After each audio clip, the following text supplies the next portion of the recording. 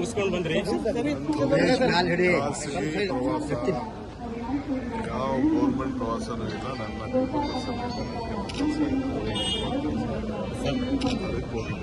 ಅಮೆರಿಕದ ಅಧ್ಯಕ್ಷರ ಚುನಾವಣೆಯಲ್ಲೂ ಕೂಡ ಆ ವಿಚಾರ ಹೋಗಿದ್ರಿ ಅನ್ನೋ ಸುದ್ದಿ. ಸುಳ್ಳು.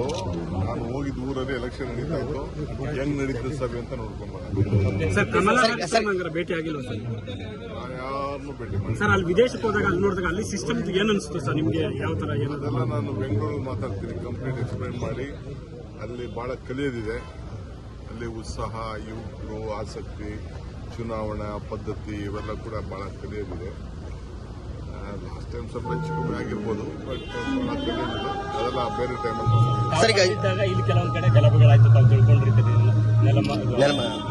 ನಾಗಮಂಗಲ ಮಂಗಳೂರು ಐತೆ ಸರ್. ಬೆಳ್ತಂಗಡಿ ಪಿಡಿಗೆಗಳು ಬೆಂಕಿ ಹಚ್ಚಿರೋಂಥದ್ದು ಎಲ್ಲ ಸಿಸಿ ಕ್ಯಾಮೆರಾ ರೆಕಾರ್ಡ್ ಆಗಿರೋಂಥದ್ದು ಸಾಕಷ್ಟು ಹಾನಿಯಾಗಿದೆ. ಏನ್ ಹೇಳಕ್ ಬಯಸ್ತೀರಿ ಸರ್? ಸರ್ಕಾರ ಕೂಡಲೇ ಕ್ರಮ ಕೈಗೊಂಡಿದೆ.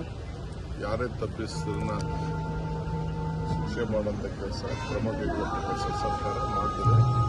ನಮ್ಮ ಪೊಲೀಸ್ ಇಲಾಖೆ ಸಂಬಂಧಪಟ್ಟ ಮಂತ್ರಿಗಳೆಲ್ಲ ಮಾಡ್ತಾರೆ. ಮಾತಾಡ್ತಾರೆ. ಸರ್, ಈಗ ಹಲ್ಲೆ ಒಳಗಾದರು ಸಕ್ರಿಯವಾಗಿದೆ ಅನ್ನುವಂತ ಆರೋಪವನ್ನು ಬಿಜೆಪಿ ಮಾಡ್ತಿದ್ದಾರೆ. ಅವ್ರದ ಕೈವಾಡ ಇದೆ ಅಂತ ಬಿಜೆಪಿ ಯಾವಾಗಲೂ ಆರೋಪ ಮಾಡ್ತಾ ಇರ್ತಾರೆ. ಎಲ್ಲರ ಮೇಲೂ ಮಾಡ್ತಾರೆ.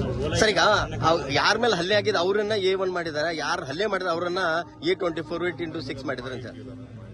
ಬಾಂಗ್ರಾ ವಲಸಿಗರು ಇದರಲ್ಲಿ ಪಾಲ್ಗೊಂಡಿದ್ದಾರೆ ಸರ್. ಈಗ ವಿಲ್ಸನ್ ಸರ್ ಇದ್ರಲ್ಲಿ ಸೆಂಟ್ರಲ್ ಜೈಲ್ ಅಲ್ಲಿ ಸರ್ 17 ಮೊಬೈಲ್ಗಳು ಸಿಕ್ಕು, ಒಂದು ಲಾಂಗ್ ಸಿಕ್ತು. ಇಷ್ಟೆಲ್ಲ ಆದ್ರೂ ಕೂಡ ಈಗ ವಿಚಾರವಾಗಿ ಈಗ ಯಾಕಂದ್ರೆ ದಿನದಲ್ಲಿ ಇವತ್ತು ಕೂಡ ಆಡಿಯೋವನ್ನು ಬಿಡುಗಡೆ ಮಾಡ್ತೀವಿ ಅನ್ನುವಂಥ ಮಾತನ್ನ ಚೆಲುವರಾಜರು ಹೇಳ್ತಿದ್ದಾರೆ. ಸೊ ಅವರು ಈಗ ಇಲ್ಲ, ನನಗೆ ಇನ್ನ ಅದ್ರ ಬಗ್ಗೆ ಸಂಪೂರ್ಣ ಮಾಹಿತಿ ಇಲ್ಲ. ನಾನು ಬೆಳಗಿನ ಜಾವ 5 ಗಂಟೆ 4 ಗಂಟೆ ಬಂದಿದ್ದು. ನನ್ನ ಪೇಪರ್ ನೋಡೋಕ್ಕೂ ಆಗಿಲ್ಲ. ಇನ್ನು ನನಗೆ ನಿದ್ರೆ ಸ್ವಲ್ಪ ಪ್ರಾಬ್ಲಮ್ ಆಗಿದ್ದೀನಿ.